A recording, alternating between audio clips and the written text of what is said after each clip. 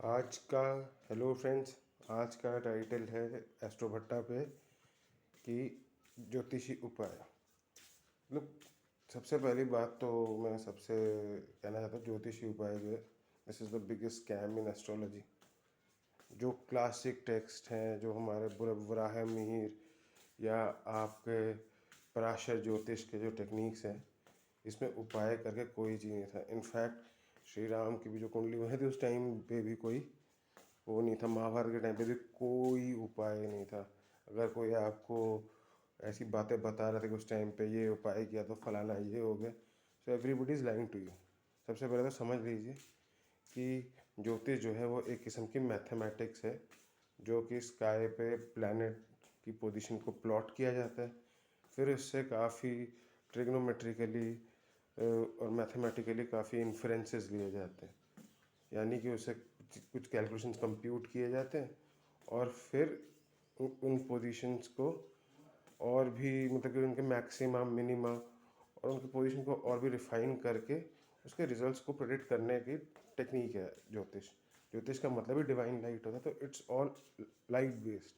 Planet की कितनी luminosity, luminosity is the keyword, luminosity कितनी है उस पर अब वो ज्योतिष का सारे जो सिद्धांत हैं। बट प्रॉब्लम है जब इसको प्रेडिक्टिव साइंस बनाया गया and to make it popular among people, तो उन्होंने उपाय उपाय रेमेडीज बता जो है आपका शनि खराब है तो आपको ये करना पड़ेगा, काले तिल दान करने पड़ेंगे, तेल चढ़ाना पड़ेगा, सो दैट पीपल थोड़ा सा मतलब कि मे बी चैरिटी बढ़ाने के लिए या फिर उनके इसको बिजनेस बनाने के लिए, जिससे थोड़े पंडित भी कमा सके और मे बी अवेयरनेस बढ़ाने के लिए या लोगों में उनके बैड हैबिट्स को रिमूव करने के लिए ये सब टेक्निक्स मतलब कि उपाय का टेक्निक्स उपाय या रेमेडीज़ का वो चलन बढ़ गया। अब मैं आपको पर्सनल लेवल पे बताता हूँ। मेरी मम्मी को क्रॉनिक किडनी डिजीज स्टेज 3 भी है, तो बथेरे उपाय करे astrological. Me being an astrologer मैंने अपने एंड से बहुत सारे उपाय किए, none of them work. What work कि डॉक्टर के पास जाना, दवाई खाना। तो एस्ट्रोलॉजिक में आप एस्ट्रोलॉजी यानी कि सितारों की लॉजिक मत लगाइए, रियल लाइफ लॉजिक भी लगाइए। इट्स अ गुड टेक्निक जिसमें थोड़ी प्रोडिक्शन कर सकते हैं, पर जीवन के लॉजिक से मत हट जाइए। अगर बंदा बीमार है तो उसको क्या कहते हैं कि डॉक्टर के पास जाना पड़ेगा। ठीक उसी तरीके से अगर आप में को लगता है आप में कोई ऐब है, जैसे फॉर एग्जांपल वीनस इन वर्गो, ऐसा बंदा थोड़ा वुमेन को लस्टफुली परस्यू करता है, और अगर इस पर मंगल की दृष्टि पड़ जाए तो और लस्टफुली करते हैं, राहु मिल जाए और लस्टफुली परस्यू करते हैं। तो आप अपने हैबिट्स को कंट्रोल कीजिए, यही लॉजिक कहता है। इसका कोई उपाय के चक्कर में मत जाइए। और आपको थोड़ा सा और डिटेल में बताऊं कि ये थोड़ा अगर आप ज्योतिष की हिस्ट्री को एक्सप्लोर करें तो आपको समझ आएगा कि उपाय का उत्पत्ति कहाँ से हुई थी। तो मैंने आपको पहले बोल दिया क्लासिकल टेक्स्ट जैसे क्या कहते हैं पराशर और वराहमिहिर, जो एंशियंट इंडिया के बहुत बड़े एस्ट्रोलॉजर्स थे, उस टाइम पे रेमेडीज का कॉन्सेप्ट नहीं था। रेमेडीज का कॉन्सेप्ट आया कहाँ से, तो एक काफ़ी सारे मेडिवल एज में, इंडिया के मेडिवल एज में आपके एस्ट्रोलॉजर्स आए। मंत्रेश्वर, कल्याण वर्मा, श्रीपति, इनका नाम आपने सुना भी हो। श्रीपति तो एक पद्धति के हिसाब से the Shripati technique of astrology के नाम से भी काफ़ी पॉपुलर है। भट्टोत्पला।